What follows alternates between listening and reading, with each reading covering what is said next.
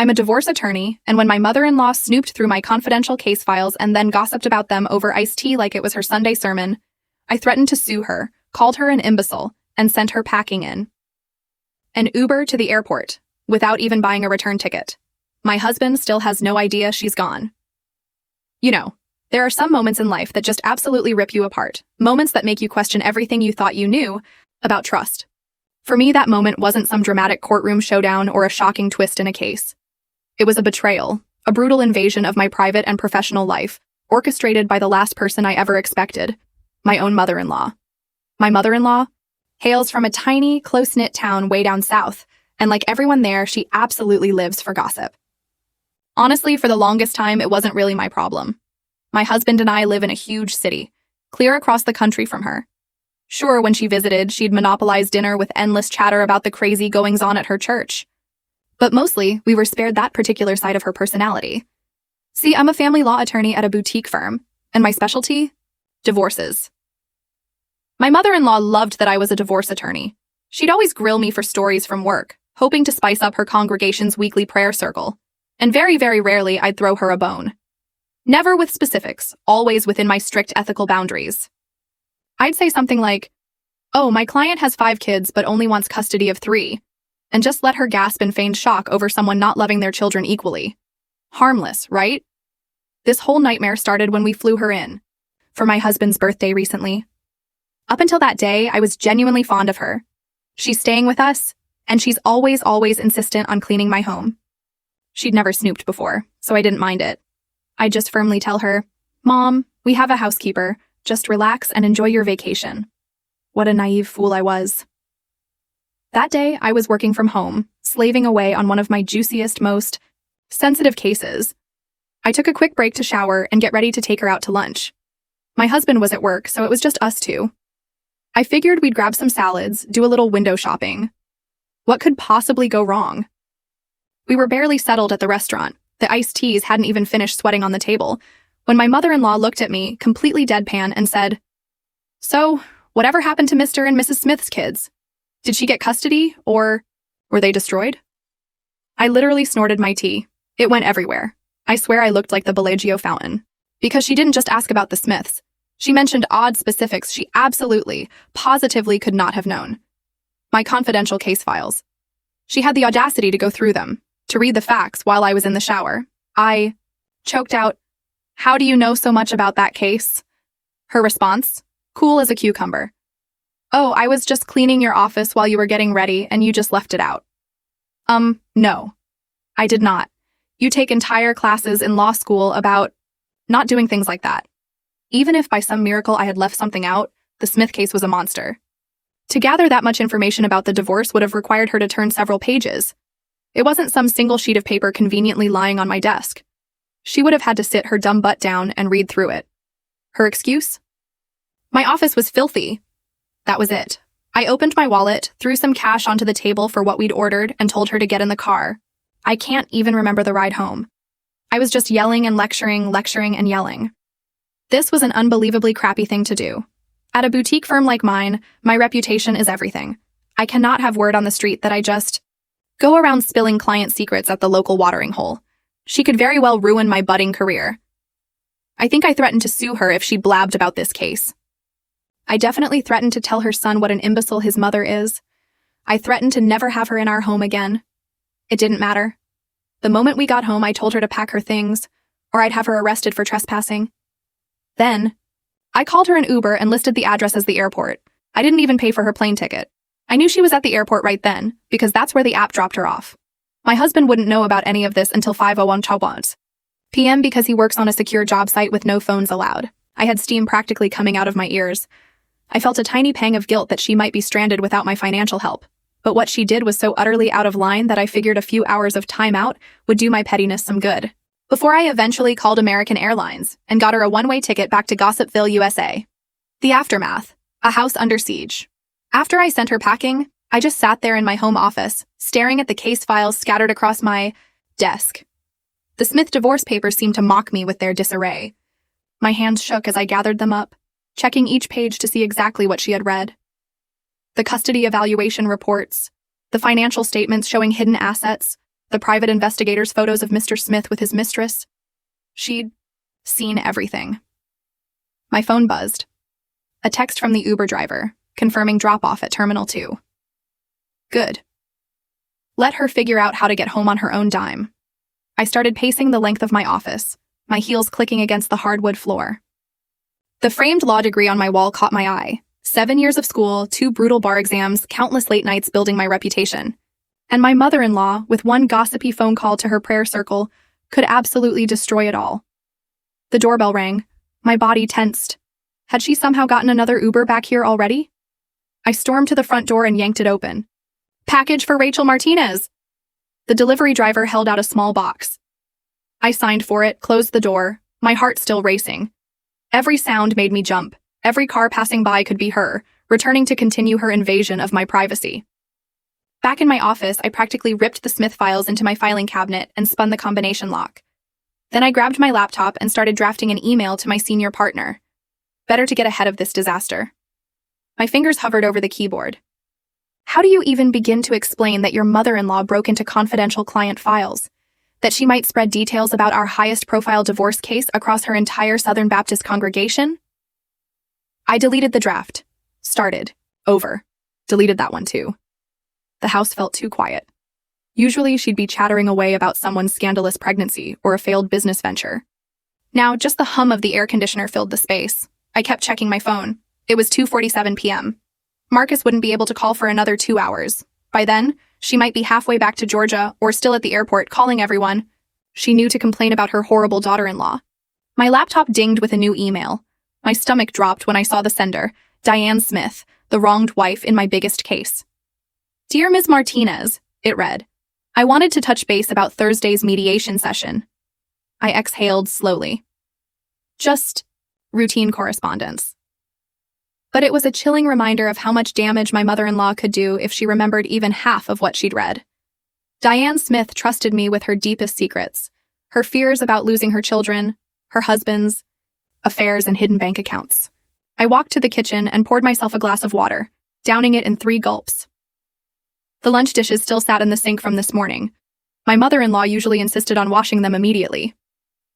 Cleanliness is next to godliness. She'd chirp, scrubbing away. The irony was suffocating. My phone rang. Unknown number, local area code. I let it go to voicemail. Then I played the message.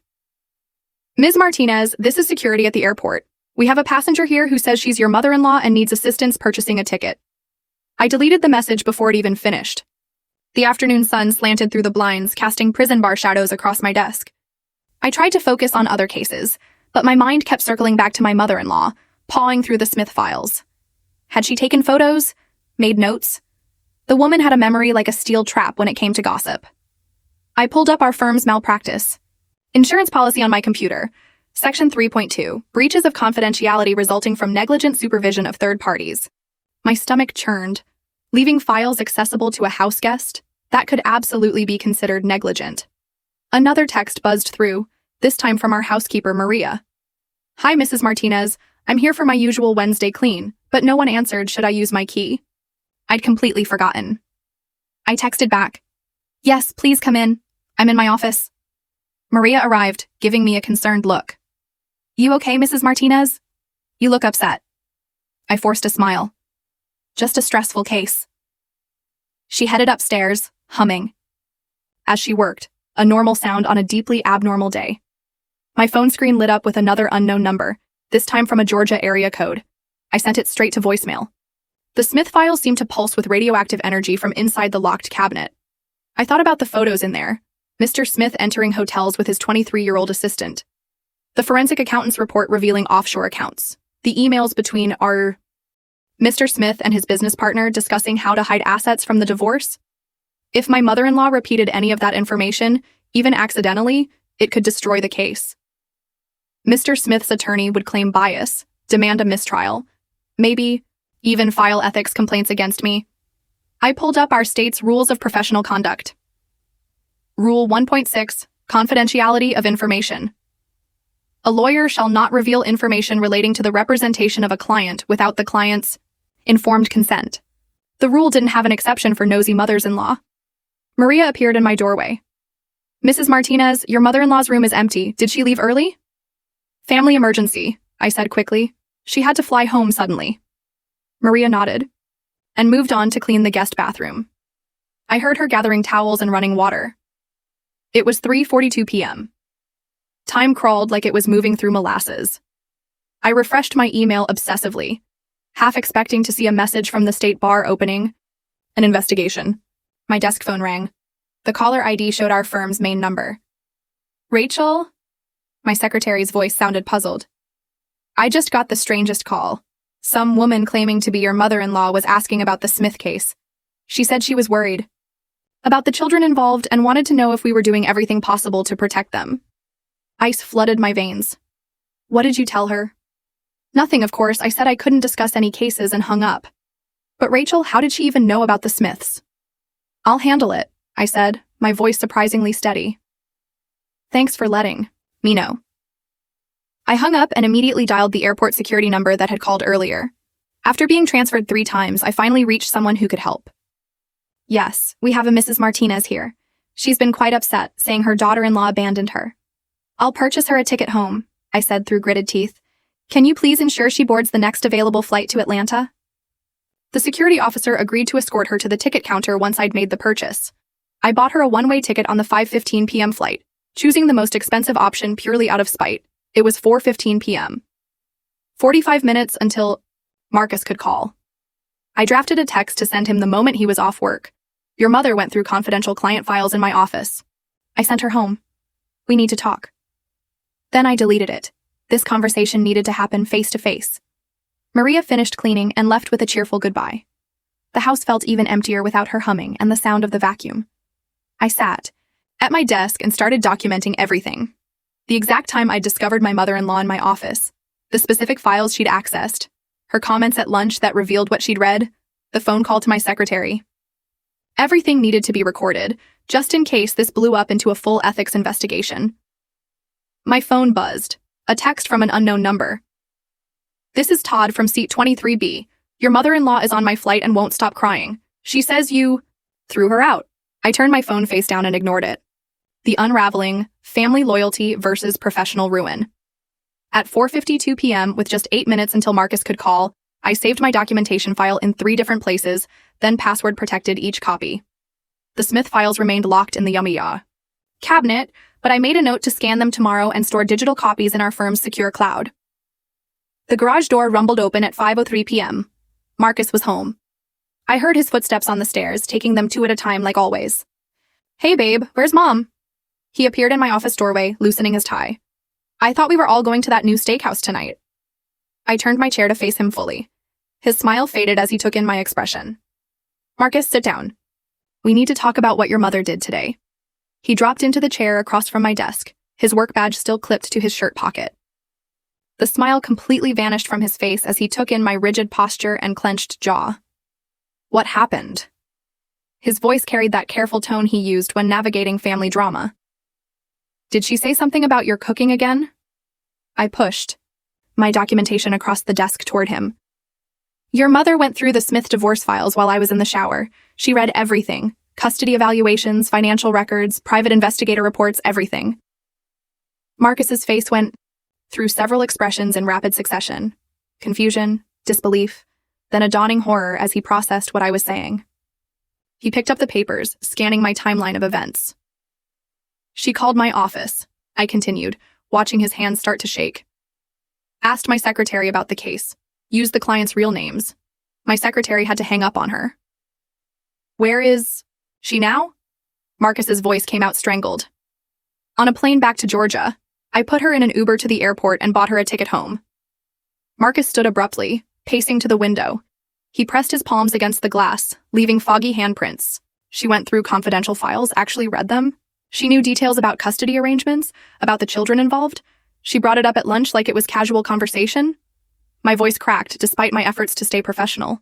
Marcus, she could destroy my career if she tells. Even one person at her church. She won't, Marcus said quickly. But even he didn't sound convinced. I'll call her. Make her understand.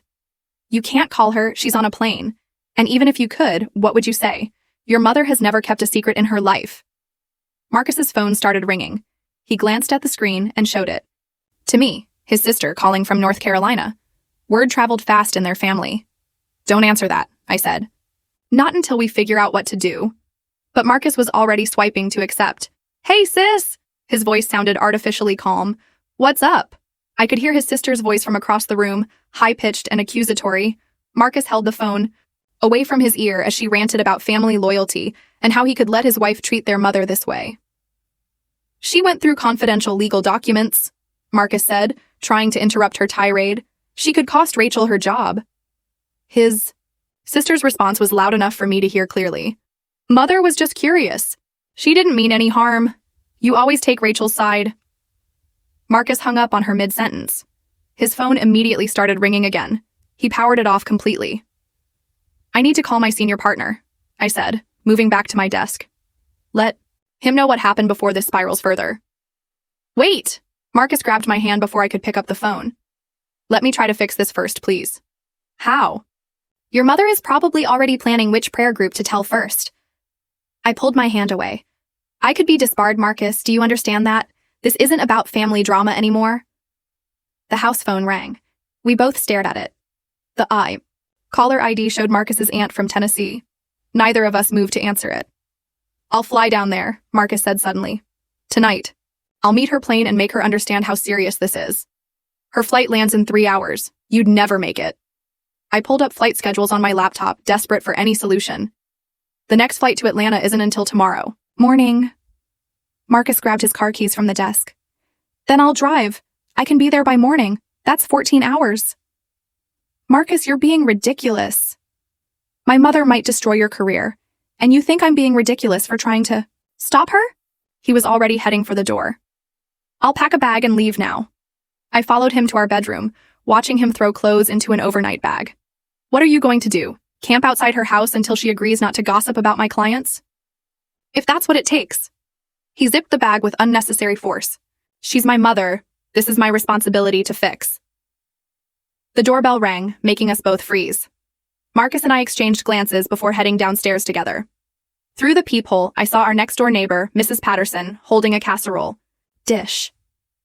I opened the door cautiously. Hi, Mrs. Patterson. Oh, Rachel, dear.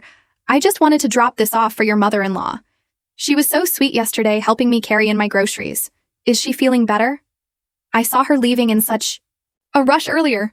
My stomach dropped. She had a family emergency back home. Mrs. Patterson's eyes lit up with curiosity. Oh no. I hope everything's all right. She was just telling me yesterday how proud she is of you, working on such important cases. She mentioned something about a custody battle. I gripped the door frame to steady myself. She shouldn't have. Thank you for the casserole. I'll make sure she knows you stopped by. I practically slammed the door in Mrs. Patterson's face. Marcus had gone pale behind me. She's already been talking to the neighbors, I said, my voice hollow. Before she even read the files, she was setting up her gossip network. Marcus's phone, even powered off, somehow managed to buzz with incoming messages. The house phone rang. Again, this time the caller ID showed his cousin from Florida. I'm still going, Marcus said, but his conviction was wavering. I have to try. No. I moved to block his path to the door. We need to handle this strategically, not emotionally. I'm calling my senior partner now, before this gets worse. I dialed Richard Brennan's direct line, my hands trembling slightly. He answered on the second ring. Richard, it's Rachel Martinez. I have a situation. I explained everything as clinically as possible, from my mother-in-law reading the files to her phone call to the office. Richard listened without interrupting, which somehow made it worse. I see, he said when I finished. And where is your mother-in-law now? On a flight back to Georgia. She lands in about 2.5 hours. Good. Distance helps. I heard him typing. Rachel, I need you to document everything. Every conversation, every person she might have spoken to about the case. We'll need to do damage control immediately. I've already started documentation. What about the Smith case? Should I withdraw? Absolutely not. That would only raise more questions. More typing. I'm calling an emergency partners meeting for tomorrow morning. Be here at 7 sharp, and Rachel, no more contact with your mother-in-law until we figure out our legal position. The call ended, leaving me staring at my phone. Marcus had sat down heavily on the couch, his overnight bag forgotten at his feet. He's calling a partners meeting, I said unnecessarily. This is really happening. Marcus's phone buzzed again with another message notification.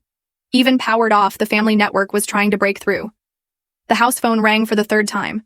This time I unplugged it from the wall. I'm going to be sick, I said, rushing to the bathroom. I didn't actually vomit, just stood there gripping the sink and staring at my reflection. My carefully applied makeup from this morning seemed to mock me. Just hours ago, my biggest concern had been choosing between a Caesar or Cobb salad for lunch. When I emerged, Marcus was on his laptop, typing furiously. I'm emailing my mother, he said without looking up. Maybe if I put it in writing, she'll understand the severity. Don't send anything yet, I warned. Richard said no contact until we know our legal position. She's my mother, and she might have just destroyed my career. The words came out, harsher than intended. Your mother, who you said would never snoop? Your mother, who was just being helpful by cleaning? Marcus slammed the laptop shut. Don't put this on me. I didn't tell her to go through your files. You told me she was trustworthy. You said she'd never crossed boundaries before. She hadn't. Marcus stood, running his hands through his hair. In 34 years, she's never done anything like this. My cell phone rang. Diane Smith's number appeared on the screen. My client, calling at 6:47 p.m. This couldn't be good. I have to take this, I said, stepping into my office. Hello, Diane? Rachel, I'm so sorry to call after hours, but I just got the strangest message. Diane's voice was tight with concern. Someone called my sister asking if it was true that I was getting divorced and fighting for custody. They knew details, Rachel. Details I haven't told anyone except you. The room spun slightly. I gripped the edge of my desk. Who called your sister? She didn't recognize the voice, but it was a woman with a southern accent. She said she was praying for our family and wanted to know if the children were safe. Diane's voice cracked. Rachel, how did anyone know? I've been so careful. Diane, I need to look into this immediately. Don't talk to anyone else about the case and document that phone call. Time. Exact words. Everything you can remember. Did something happen? Is our case compromised? I'm investigating a potential breach. I'll call you first thing tomorrow with more information. I tried to sound reassuring, despite my racing heart. Your case is my top priority. After I hung up, I stood frozen in my office. My mother-in-law had already started making calls. The gossip chain was in motion, reaching from Georgia to Diane Smith's sister in who knows where. Marcus appeared in the doorway. Was that your client?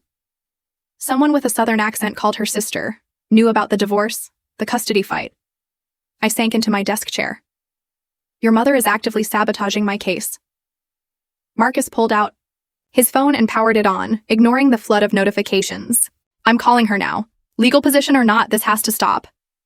It's too late, don't you see? She's already talking. The damage is done. Marcus dialed anyway.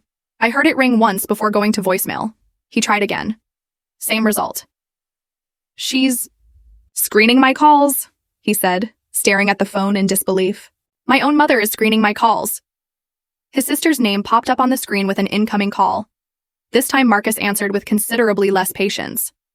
What did mother tell you? He demanded without preamble. I heard his sister's sharp intake of breath through the speaker.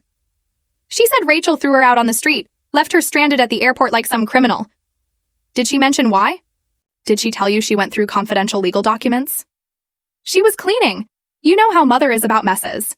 Rachel shouldn't leave sensitive papers lying around if she doesn't want people to see them. They were in a closed file, on her desk, in her private office. Marcus's voice rose. And now she's calling the client's family members. There was a pause. Then his sister's voice quieter. What do you mean, calling family members? Marcus put her on speaker so I could hear better. Mother is spreading information from Rachel's case files. She's telling people about an ongoing divorce case. Real names, real details. She could destroy Rachel's career and she's doing it anyway. I'm sure you're exaggerating. Mother would never intentionally hurt anyone. Intentional or not, she's doing it. Marcus met my eyes. Has she called you about any divorce cases? Asked you to pray for any families going through custody battles? The silence stretched long enough to be an answer. Oh my God, his sister finally said. She called me an hour ago. Said her prayer circle was lifting up a family where the mother was fighting for her children. She used names, Marcus. First and last names. I thought it was just someone from her church back home. I grabbed a notepad and started writing everything down, my handwriting getting shakier with each word. My mother-in-law had given his sister enough information to identify my client and the basic facts of the case. If his sister repeated this to anyone else, the chain would keep growing. You cannot tell anyone what mother told you, Marcus said firmly. Not your husband, not your friends, no one. This is serious. Don't be so dramatic. It's just gossip. It's not gossip when it involves legal proceedings.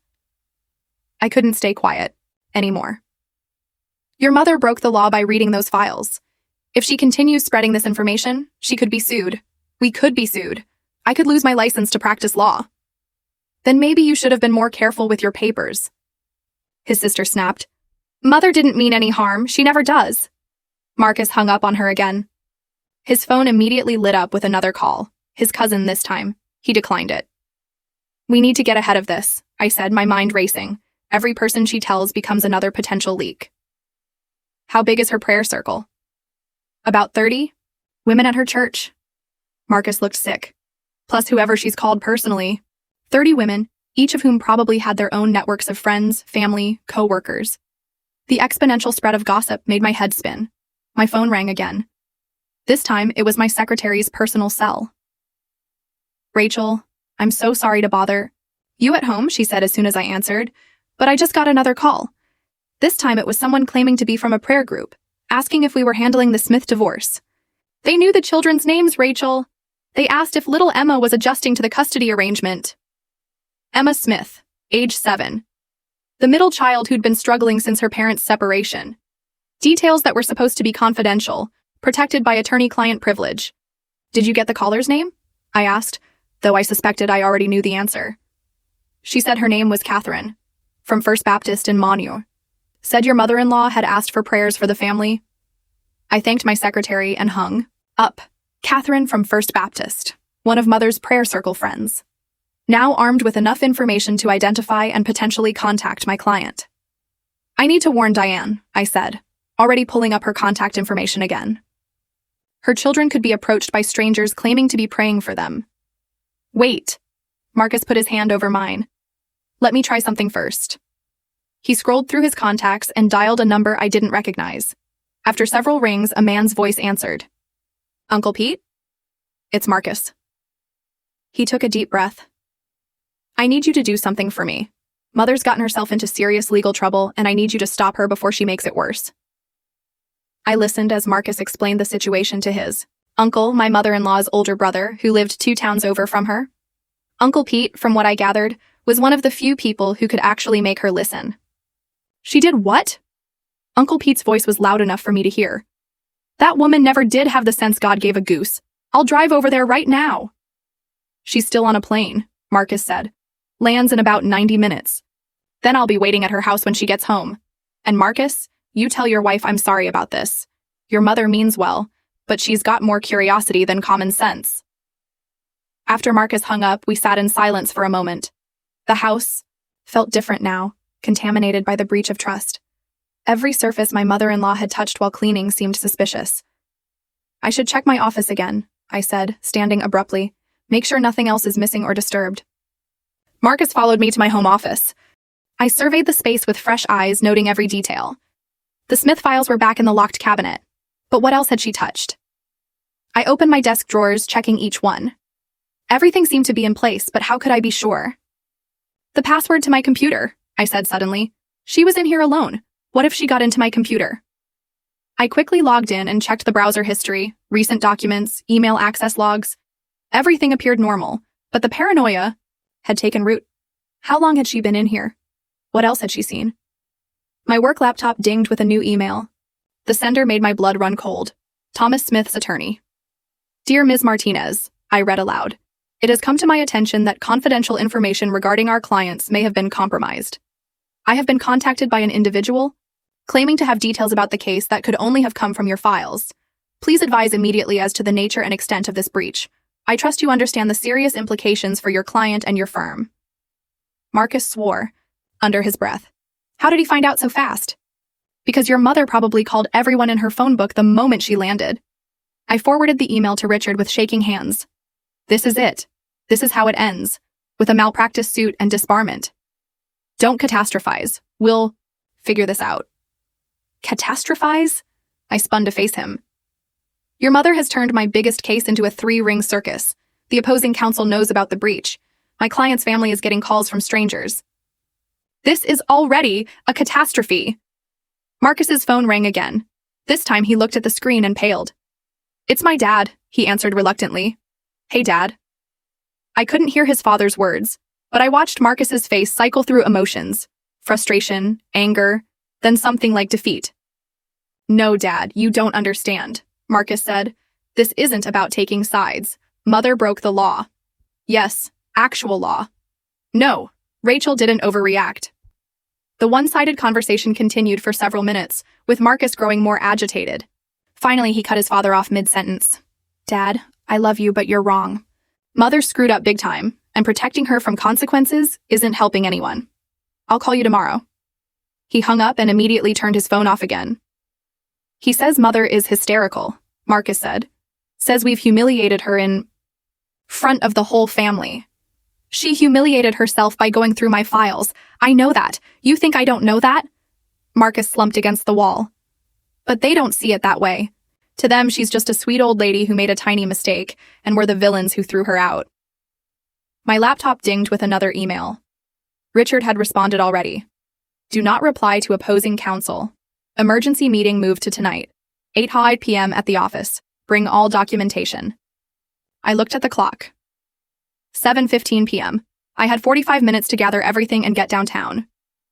I have to go, I told Marcus, already printing out my documentation. Emergency meeting with the partners. I'm coming with you.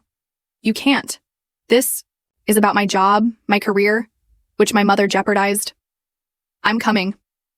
His tone left no room for argument. I gathered my papers, the printed emails, my notes from every conversation. The stack seemed pitifully small considering it represented the potential end of my career. 7 years of law school, 2 bar exams, countless hours building my reputation, all reduced to a manila folder of evidence about my mother-in-law's nosiness. The drive downtown was tense. Marcus fielded 3 more calls from family members, each one having heard a different version of events. His aunt thought I'd physically thrown Mother out. His cousin heard I'd called the police. Each iteration grew more dramatic, painting me as an unhinged daughter-in-law who'd snapped over nothing. Let them think what they want, I said, navigating through evening traffic. Their opinions won't matter when I'm disbarred. You're not going to be disbarred. You don't know that. You don't know how this works. I gripped the steering wheel tighter. 1 ethics complaint, 1 formal investigation, and everything I've worked for disappears. We pulled into the parking garage of my firm's building at Bioway at 7:55 p.m. The usually bustling office building felt eerily quiet at this hour. The security guard nodded as we passed, probably wondering why anyone was here so late. The elevator ride to the 14th floor felt endless. When the doors opened, I saw the conference room lights already on. Through the glass walls, I could see Richard and 2 other senior partners, Margaret Walsh and David Kim.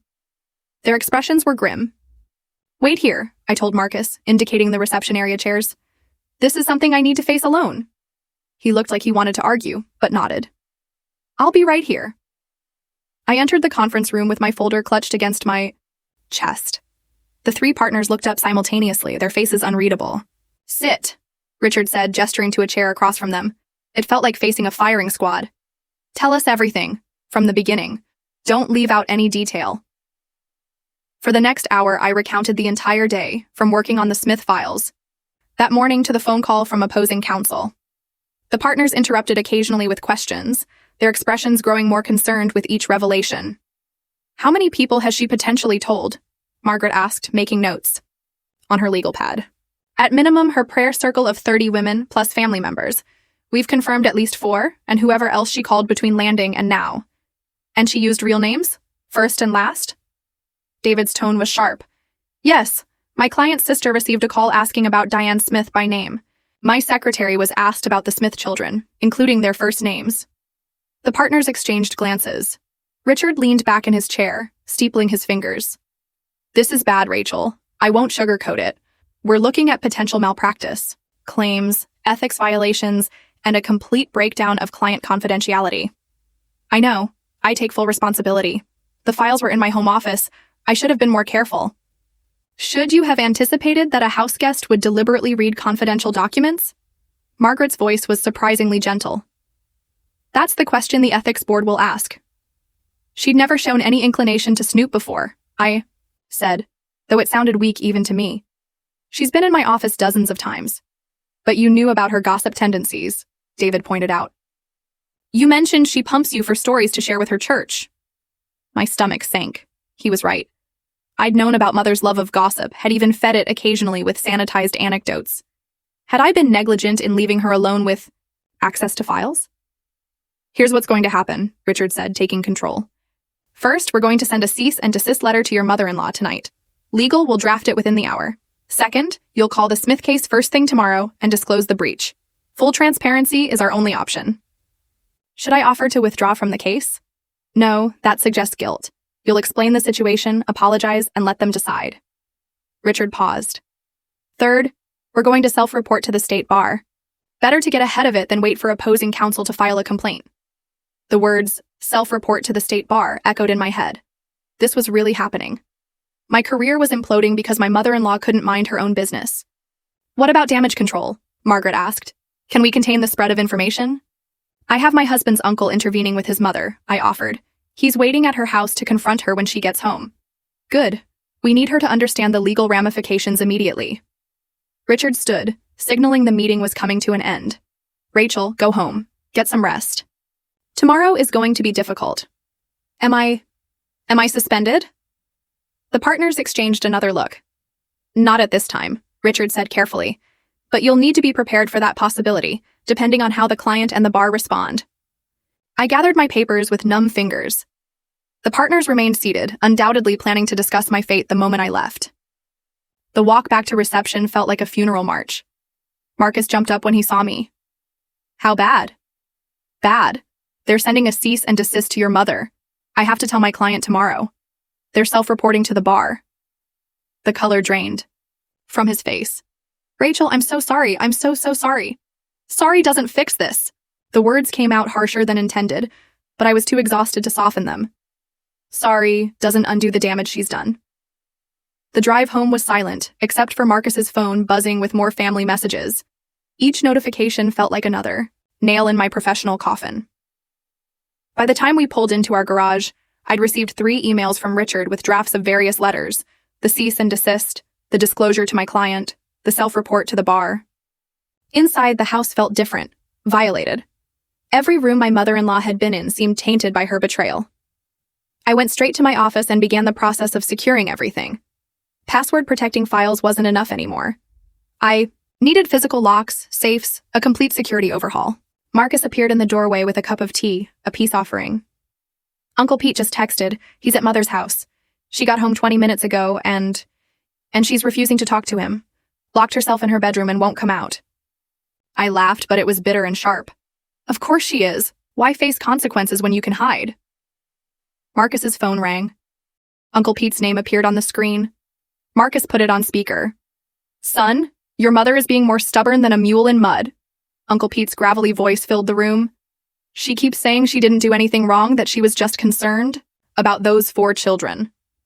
Did you explain about the legal ramifications? Marcus asked. I tried. She won't hear it. Says you're both overreacting and that Rachel is trying to turn you against your family. There was a pause. Marcus, I hate to say this about my own sister, but she's already been on the phone. I can hear her in there talking to someone about the case. My hands clenched into fists. Even now, even after everything, she was still spreading my client's private information. Can you take her phone? I asked desperately. I'm not going to assault an elderly woman even if she is my fool sister, Uncle Pete said. But I'll stay here tonight. Try to talk sense into her in the morning. After he hung up, Marcus and I sat in our office, surrounded by the locked files and security measures that had failed to protect my career. It was 10:47 p.m. My mother-in-law had been home for less than an hour and was already back to gossiping. My phone buzzed with a text from an unknown number. This is Emma Smith's teacher. I just received a concerning call about the family situation. Can we discuss? The room tilted. My mother-in-law's gossip had reached my client's child's teacher. I screenshot the message and added it to my growing documentation file. It's spreading like wildfire, I said, my voice hollow. By tomorrow, Everyone in their lives will know about the divorce. Marcus pulled me into his arms, but I stood rigid, unable to accept the comfort. His mother had lit a match, and my career was the kindling. "We'll get through this," he murmured against my hair. "No," I said, pulling away. "I'll get through this. You'll be dealing with your family, who all think I'm the villain in this story. I'm on your side, you know that." "Are you? Because, from where I'm standing, you brought this chaos into my life. Your mother, your family, your drama." The words hung between us, sharp and painful. Marcus stepped back as if I'd slapped him. "That's not fair." "Fair?" I laughed again, that same bitter sound. "Nothing about this is fair. But it's the truth. Your mother destroyed my career, and your family is rallying around her like she's the victim." Marcus's phone buzzed again. Another family member, no doubt. Another person who'd heard Mother's version of events and wanted to weigh in. The vultures were circling, and I was the carrion. I stared at the screen of my phone, watching more unknown numbers pile up in my missed calls. The clock on my laptop showed 11:23 p.m.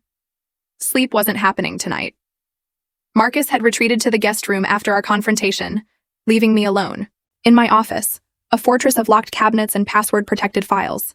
Fat lot of good any of it did now. My laptop chimed with another email, this time from Diane Smith herself, marked urgent. My finger hovered over the mouse before clicking open. "Rachel, I need to speak with you immediately. My ex-husband just called claiming he knows about the private investigator. He's threatening to use this information to challenge the custody evaluation. Please call me as soon as you get this." The walls of my office seemed to close in. Mother's gossip had reached Mr. Smith. Of course it had. In a city of millions, information still traveled through prayer circles and beauty parlors faster than any internet connection. I dialed Diane's number, bracing myself for the conversation. She answered on the first ring. "He knows everything," Diane said without preamble. "The offshore accounts, the photos with his mistress, even the forensic accountant's findings. He's saying I hired a PI to stalk him and that I'm an unfit mother who's teaching our children to spy." My hand gripped the phone tighter. "Diane, I need to be completely transparent with you. There's been a breach of confidentiality in your case." The silence on the other end stretched for several heartbeats. When Diane spoke again, her voice was deadly quiet. "Explain." I told her everything, keeping my voice steady and professional despite the churning in my stomach. The unauthorized access to her files, the spread of information through my mother-in-law's network, the steps we were taking to contain the damage. "So your mother-in-law read my private information and decided to share it with her prayer group?" Diane's voice had gone from quiet to arctic. "And now my ex-husband has ammunition he never should have had? I take full responsibility. The firm is prepared to—" "I don't want to hear about what the firm is prepared to do." Diane cut me off. "I want to know how this helps my children when their father is now using illegally obtained information against me." She hung up before I could respond. I set my phone down with trembling hands and opened my laptop to draft yet another email to Richard. The situation had escalated beyond damage control into active harm to our client's case. My phone buzzed. A text from Marcus. "Can we talk?" I ignored it and kept typing. The email to Richard was clinical, detailing my conversation with Diane and the confirmed breach reaching opposing parties. Each word felt like another nail in my professional coffin. The house creaked with nighttime settling sounds. Every noise made me jump, half expecting my mother-in-law to materialize in my doorway with more excuses about cleanliness and good intentions. My phone rang again. Richard's name on the screen. At 11:47 p.m., it couldn't mean anything good. "I just got off the phone with opposing counsel," Richard said without preamble. "They're filing an emergency motion tomorrow morning. They want the case dismissed with prejudice and are threatening a formal bar complaint." "Can they do that?" "Use information obtained through—" "They're claiming you negligently allowed access to confidential files, that your lack of proper security measures constitutes malpractice." Richard's voice was tired. "Rachel, I need you to come in first thing tomorrow. Bring everything. Every note, every communication, every piece of documentation you have." After he hung up, I sat in the darkness of my office, the glow of my laptop screen casting shadows on the walls. 7 years of law school, 2 bar exams, 5 years building my reputation at the firm, all undone by my mother-in-law's inability to mind her own business. My phone lit up with another text from Marcus. "Please, I'm trying to help." I found him in the guest room, sitting on the edge of the bed with his laptop open. Dark circles had already formed under his eyes. "I've been researching," he said, turning the screen toward me. Legal precedents for third-party breaches of confidentiality. There's a case from 2018 where... Stop. I held up my hand. You can't fix this with Google searches and good intentions. Then tell me what I can do. His voice cracked with frustration. My mother destroyed your career. At least let me try to help rebuild it. There's nothing to rebuild. Don't you get it? I sank into the desk chair across from him. By tomorrow morning, I'll likely be suspended. By next week, I could be facing a bar investigation. Your mother didn't just read some files, Marcus. She weaponized that information. Marcus's phone rang. He glanced at the screen and showed it to me. Uncle Pete, calling at midnight. Put it on speaker, I said, too exhausted to care anymore. Marcus, boy, you need to know something. Uncle Pete's voice was grim. I finally got into your mother's room. She's got a notebook. She wrote down everything from those files. Names, dates, financial information. She's been calling people from a list. My blood turned to ice. A list? Her entire church directory. She's been working through it alphabetically. Got through the M's before I stopped her. Marcus and I exchanged horrified looks. The M's, in a directory of probably 200 people. That meant she'd called at least 100 members of her congregation. Where's the notebook now? Marcus asked. I've got it. But Marcus, she made copies. Gave them to her friend Catherine. To pray over. That woman's probably got half the town praying for those Smith children by now. After Uncle Pete hung up, Marcus and I sat in stunned silence. The scope of the breach had expanded beyond my worst nightmares. My mother-in-law hadn't just gossiped. She'd created a distributed network of information, spreading my clients' secrets, across state lines. My laptop dinged with another email. Thomas Smith's attorney had sent a formal notice. They were filing complaints with the state bar, pursuing malpractice claims, and seeking sanctions against our firm. I'm going down there, Marcus said suddenly, standing up. I'll get the notebook, track down every copy, make them understand. It's too late for that. I pulled up my resignation letter template. The information is out there. You can't put toothpaste back in the tube. You're not resigning. Marcus closed my laptop. We're going to fight this. With what? Your mother created a paper trail of her breach. She distributed copies. She turned my client's divorce into community theater for her entire congregation. I reopened the laptop. I'm done, Marcus. This is over. The front door chimed. We both froze. At 12:23 a.m., unexpected visitors meant nothing good. Marcus went to check while I saved my half-written resignation letter. He returned with an envelope. Courier service, he said, handing it to me. From your office. Inside was a formal notice from the firm. Emergency all-hands meeting at 6 a.m. My presence was required. The subtext was clear. Come in early to clean out your desk before regular business hours. I set the notice aside and returned to my resignation letter. Better to jump than be pushed. Marcus's phone rang again, this time his father. Don't answer it, I said, but Marcus was already accepting the call. Son, your mother's in the hospital. His father's voice was shaky. She collapsed at home. Pete called an ambulance. They're saying it's a panic attack, but she keeps clutching her chest. Marcus went pale. Is she okay?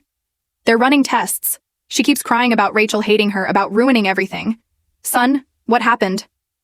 Marcus looked at me, torn, between family crisis and marital loyalty. I made the choice for him. Go, I said. Your mother needs you. Rachel, just go. I have to prepare for tomorrow anyway. After Marcus left, I sat alone in my office, drafting and redrafting my resignation letter. Each version felt either too bitter or too accepting of blame. How do you summarize the implosion of your career in professional language? My phone buzzed with a text from an unknown number. This is Victoria Martinez from Channel 7 News. We received a tip about a major breach of attorney-client privilege involving a high-profile divorce. Can you comment? The media. Of course. Mothers. Prayer Circle had reached someone who thought this was newsworthy. I deleted the text and blocked the number, but 3 more journalists had already left voicemails. By 2 a.m., I'd finished my resignation letter and started packing my office. 5 years of career mementos fit depressingly easily into 2 boxes. The framed law degree came off the wall last, leaving a pale rectangle on the paint. My phone rang. Diane Smith again. My husband's attorney just sent over their emergency motion, she said. They're not just trying to dismiss the case, they're seeking full custody based on my reckless endangerment of the children's privacy by hiring an incompetent attorney. Diane, I'm so sorry. I don't want apologies. I want to know what your firm is going to do to fix this. I'm resigning effective immediately. The firm will assign you new counsel who— You're abandoning me! Diane's voice rose. After your family destroyed my case, you're just walking away? I'm trying to minimize further damage to your case by removing myself. Unbelievable, she laughed bitterly. You know what the ironic part is? I chose you because you seemed ethical, trustworthy, someone who would protect my family's secrets. The line went dead. I added Diane's name to the list of people I'd failed. Rebuilding from the ashes. By 3 a.m., I'd showered, dressed in my best suit, and loaded my boxes into my car. The house felt empty without Marcus, but I was grateful for the solitude. Some humiliations were better faced alone. The drive to the office at 4:30 a.m. was surreal. Empty streets, dark buildings, the city still asleep while my career died its final death. I used my keycard to enter the building, probably for the last time. The 14th floor was already buzzing with activity despite the early hour. Richard stood by the conference room with Margaret and David, all looking haggard. Through the glass walls, I could see other associates trickling in, confusion and concern on their faces. Rachel, Richard motioned me over. Before we go in there, you should know that 3 more clients have called. The information your mother-in-law spread has reached other cases. The Smith divorce wasn't the only file she photographed. The floor seemed to tilt. Your computer history shows she accessed at least 4 other client files while you were in the shower. The Johnsons' adoption proceedings, the Martinez custody modification, the Williams estate dispute. He paused. She took photos of all of them. I gripped the wall for support. Multiple cases, multiple breaches, multiple families whose private matters were now circulating through Mother's Prayer Network. How many people know? I asked. We're trying to determine the scope, but a conservative estimate? At least 200 people have some level of information about our clients' private matters. 200 people. Each one a potential leak, a possible contact to opposing counsel, a threat to our clients' interests. I have my resignation letter, I said, pulling the envelope from my bag. Richard didn't take it. Let's get through this meeting first. The conference room filled quickly. 20 attorneys and staff, all pulled from their beds for an emergency that I'd caused. Richard stood at the head of the table, outlining the situation in clinical terms. Multiple breaches, client information compromised, media attention incoming, potential bar investigations for everyone involved in these cases. This is the worst breach of client confidentiality in our firm's history, Richard said. We're looking at potential malpractice claims in the millions. Our insurance carrier has already been notified. Questions flew around the table. How did this happen? What security measures failed? Who was responsible for oversight? All eyes turned to me. I stood on shaking legs. My mother-in-law accessed files in my home office without authorization. I take full responsibility for the security failure.